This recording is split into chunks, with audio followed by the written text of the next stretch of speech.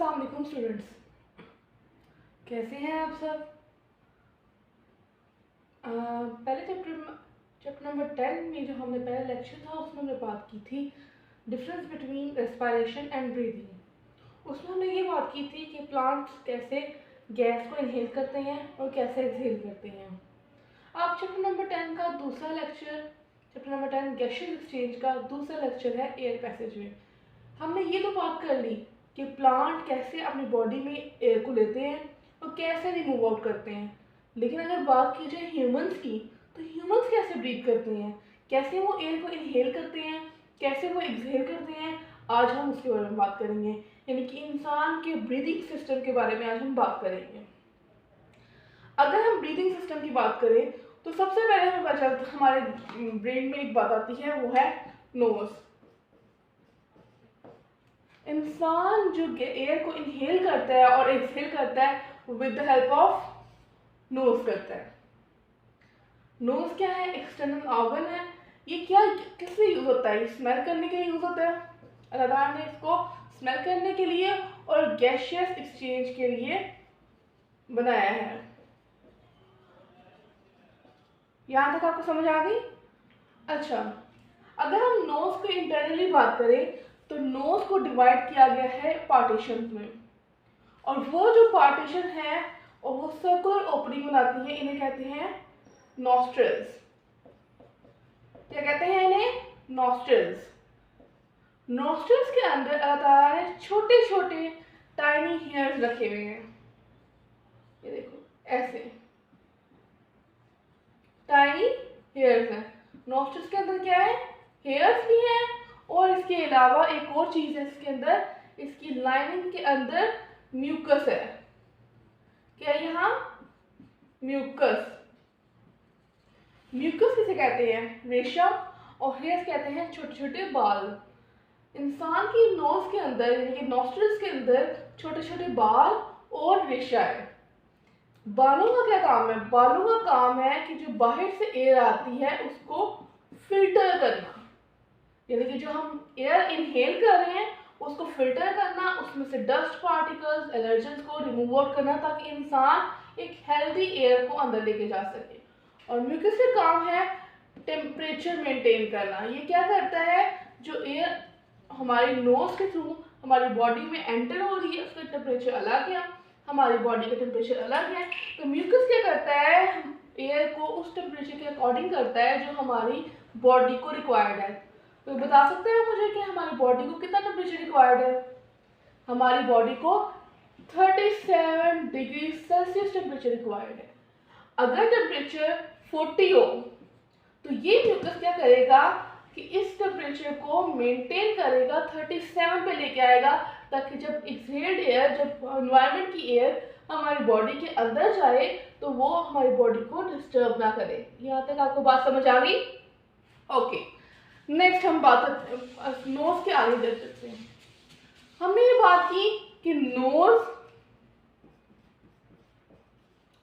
Partition के through divided होती है नॉस्ट्रिल्स में। यहां तक समझ आ गई आपको? नॉस्ट्रिल्स के अंदर जो कैविटी होती है, जो नोज ने जो कैविटी को क्लोज किया होता है उसे क्या कहते हैं? Nasal cavity. ये देखें, यहाँ नॉस्ट्रिल है और ये नोज है हमारी। नोज ने जिस कैविटी को कवर किया हुआ है इसे क्या कहते हैं? Nasal cavity. क्या कहते हैं इसे? Nasal cavity. Nasal cavity. और यहां से हमारा माउथ आ रहा है, ठीक है, यहां से ये है हमारा माउथ। अच्छा, हमने बुजुर्गों से सुना हुआ है ये बात को कि हमारा नाक और हमारा मुंह एक सिमिलर जगह पे कांटेक्ट बनाता है। ये देखिए, ये सिमिलर जगह, ये जो ओपनिंग है ये कॉमन है। किसके लिए?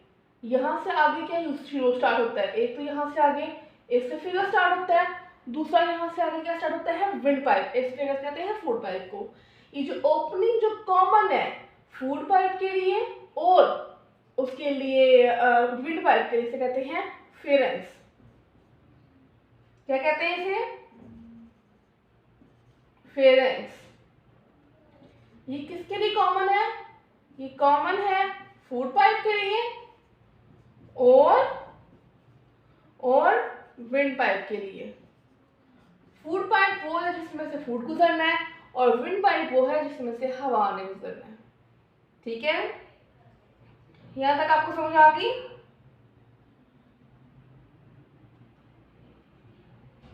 अब देखें, यहां से फेरेंस स्टार्ट हुआ है, कहां? यहां से फेरेंस स्टार्ट हुआ है और यहां तक फेरेंस खत्म हुआ है। फेरेंस से आगे जो स्टार्ट हुआ है ये क्या है? ये है लेरेंस। क्या है ये? लेरेंस।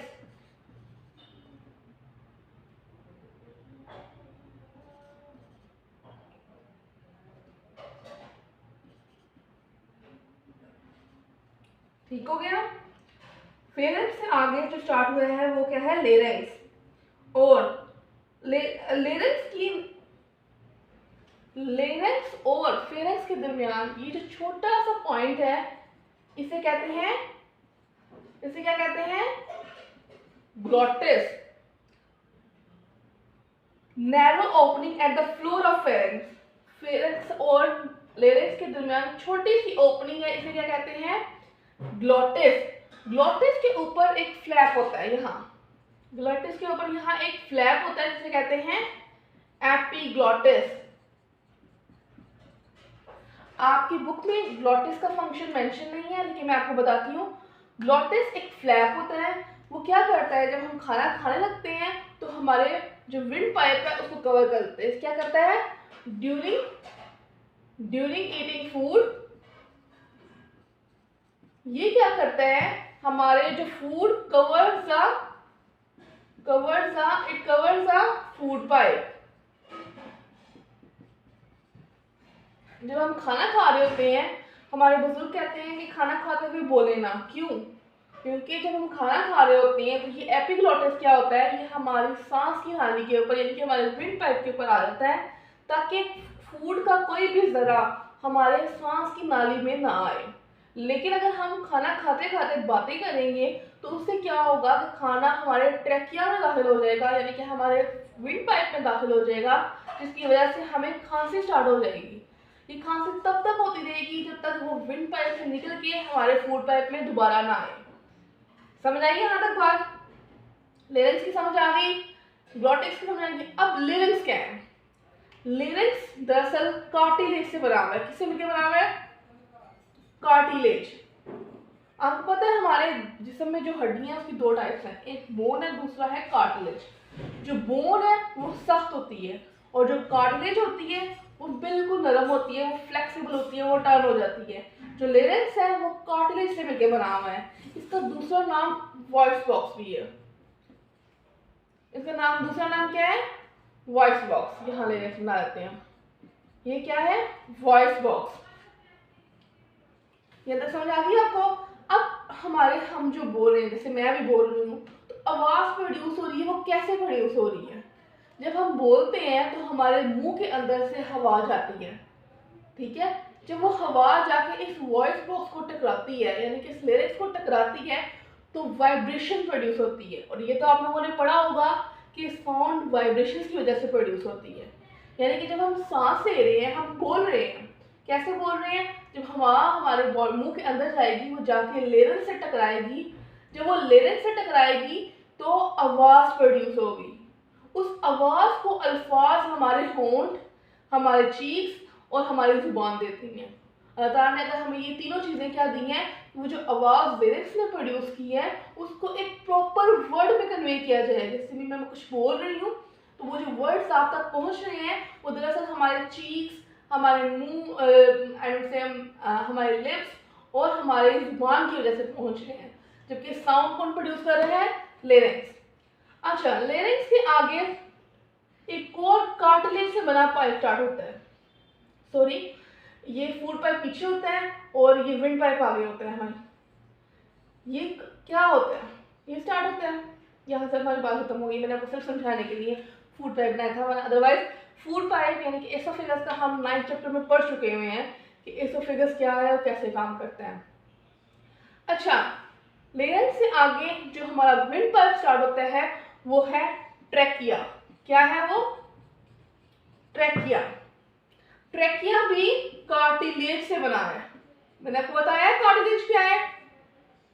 कार्टिलेज सॉफ्ट बोन है हमारी बॉडी की, ठीक हो गया। कार्टिलेज पे सी शेप रिंग है। कभी आपने अपने घर की वॉशिंग मशीन देखी है? वॉशिंग मशीन का पाइप देखा है आपने? वो अक्सर वो वेवी होता है। जिस तरह का वो वेवी होता है, इसी तरह हमारा जो ट्रैकिया है वो अल्लाह ताला ने वेवी बनाया, यानी कि सी शेप बनाया। उसमें सी शेप रिंग्स होते हैं। ये सी शेप रिंग्स का क्या काम है? इन सी शेप रिंग्स का काम है कि वो हमारे ट्रैकिया को कोलैप्स होने से, यानी कि टूटने से बचाते हैं, ठीक है। हमारा ट्रैकिया कार्टिलेज का बना है, इसमें सी शेप अल्लाह ताला ने इसको इस तरह बनाया है ताकि ये हमारे ट्रैकिया को, जब कोई एयर ना हो तो ये हमारे ट्रैकिया को खराब होने से, यानी कि टूटने से बचाएं। इसी तरह हमने देखा होगा जब हम कुर्बानी करते हैं जानवरों की, तो कुर्बानी में भी हड्डी निकलती है। बेशक इंसान जानदार वो मर जाते हैं, वो जानवर मर चुके होते हैं, लेकिन ये जो पाइप होता है ये अपनी असल शक्ल में मौजूद रहता है, क्योंकि अल्लाह ताला ने इसको इस तरह बनाया है कि हवा हो इसमें या हवा ना हो, इसने कोलैप्स नहीं करना। यह तक समझ आ गई है? जब ट्रैकिया हमारे चेस्ट कैविटी में, यानी कि हमारे सीने में आता है, तो ये फर्दर दो पोर्शंस में डिवाइड होता है। जब वो ट्रैकिया हमारे चेस्ट कैविटी में आता है तो दो पोर्शंस में डिवाइड होता है। ये दोनों पोर्शंस में भी सी शेप्स रिंग हैं और ये दोनों पोर्शन कार्टिलेज से बने हैं। इनको क्या कहते हैं? इन्हें कहते हैं ब्रोंकाई। इन्हें क्या कहते हैं? ब्रोंकाई।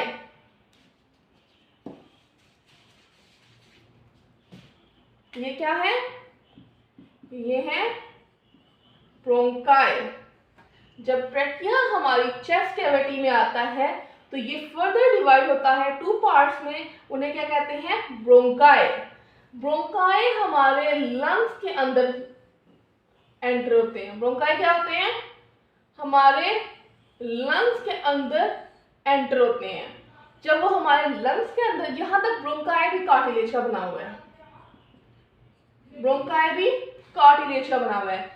जब ब्रोंकाई हमारे लंग्स में एंटर होते हैं तो ये फर्दर छोटे छोटे ट्यूब्स में डिवाइड हो जाते हैं। देखिए, ये मैं बता रही हूँ, ये क्या है? एक छोटी छोटी ट्यूब में डिवाइड हो रहे हैं। इन ट्यूब्स को कहते हैं ब्रोंक्यूल्स।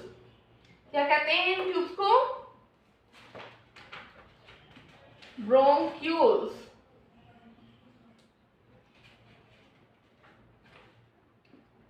ब्रोंक्यूल्स। यहां तक समझ आई है आपको? अच्छा, ब्रोंक्यूल्स जब एंड होते हैं उन वहां पे छोटी सी ट्यूब्स होती हैं, उन्हें कहते हैं एल्वुलर डक्ट्स। उन एल्वुलर डक्ट्स के एंड पे क्या होता है? एक जैसे अंगूरों का गुच्छा हमने देखा हुआ है ना, इसी तरह यहाँ अंगूरों का गुच्छा होता है। दरअसल ये अंगूरों, इनकी शेप अंगूरों के गुच्छे की तरह की होती है। आपको समझाने के लिए मैं कह रही हूँ। इन्हें कहते हैं एल्व्यूलाई। क्या कहते हैं इन्हें? एल्व्यूलाई। इन्हें क्या कहते हैं? एल्व्यूलाई। अब क्या होता है? फॉर एग्जाम्पल ये एक एल्वुलस है, ठीक है। इसका मैंने छोटा सा पार्ट यहाँ बताया है। ये सराउंडेड होता है आर्टरीज और कैपिलरीज से। ये किससे सराउंड होता है? आर्टरीज और कैपिलरीज से। हमने चैप्टर नंबर 9, हमने क्लास 9 के चैप्टर नंबर 9 ट्रांसपोर्ट में जब हमने हार्ट की बात की थी तो हमने कहा था कि पल्मोनरी आर्टरी, बात की थी ना हमने कि पल्मोनरी आर्टरी वो वाहिद आर्टरी है जो डीऑक्सीनेटेड ब्लड को कहाँ लेके जा रही है? लंग्स में लेके जा रही है। इसमें कौन सा ब्लड है? डीऑक्सीनेटेड। जब वो पल्मोनरी आर्टरी डीऑक्सीनेटेड ब्लड लेके लंग्स में आएगी, यानी कि एल्वुलाई में आएगी, तो वो फर्दर डिवाइड हो जाएगी छोटी छोटी कैपिलरीज में। ये देखिए, अब आपने कैपिलरीज के बारे में पढ़ा होगा कि कैपिलरीज के अंदर छोटे छोटे पोर्स, यानी कि छोटे छोटे होल्स हैं। क्या? कहाँ पे? कैपिलरीज के अंदर। जब डीऑक्सीनेटेड ब्लड जब यहां से मूव करेगा तो क्या होगा? ये कार्बन डाइऑक्साइड किसको देगा? लंग्स को। और लंग्स से क्या ले लेगा? ऑक्सीजन। लंग्स से क्या लेगा? ऑक्सीजन।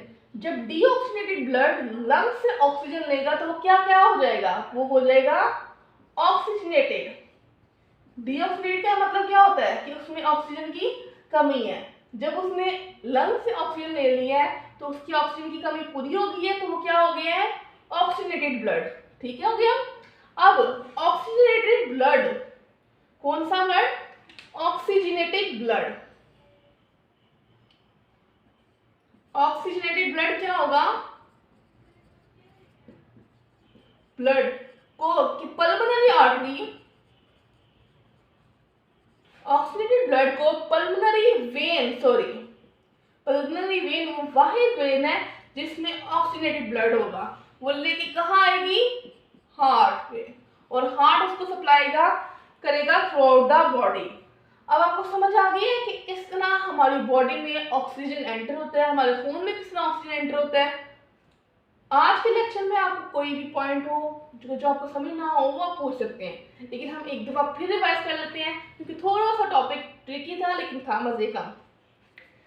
क्या होता है, हमारी नोज से जो नोस्ट्रिल्स होती हैं वो एयर लेती हैं कहाँ से, एनवायरनमेंट में। नोस्ट्रिल्स के अंदर क्या है, नोस्ट्रिल्स के अंदर एक तो म्यूकस है, दूसरा क्या है, छोटे छोटे हेयर्स हैं। अब हेयर्स का क्या काम है, हेयर्स का काम है कि डस्ट पार्टिकल हमारे नोज में एंटर ना हो, और म्यूकस का क्या काम है कि बाहर से जो हम एयर अंदर ले रहे हैं उसका टेम्परेचर हमारी बॉडी से मेंटेन करे। ठीक हो गया। नोस्ट्रिल से अंदर जो कैविटी है हमारी, जो नोज को इनक्लोज करती है जिस कैविटी को, उसको कहते हैं नेजल कैविटी। नेजल कैविटी के बाद पोर्शन आता है फेरेंक्स का। फेरेंक्स वो पोर्शन है जहां माउथ और नेजल कैविटी कंबाइन होते हैं, यानी कि ये वो पोर्शन है जो कॉमन है for air and for food, हमारे खुराक के लिए और हमारे सांस के लिए। ये जो पोर्शन है ये बराबर है। आगे ये डिवाइड होता है दो पोर्शंस में, एक आगे जाता है एक ट्यूब, दो ट्यूब्स हैं फेरेंक्स को, आगे दो ट्यूब ज्वाइन करती हैं, एक है फूड पाइप और दूसरा है विंड पाइप।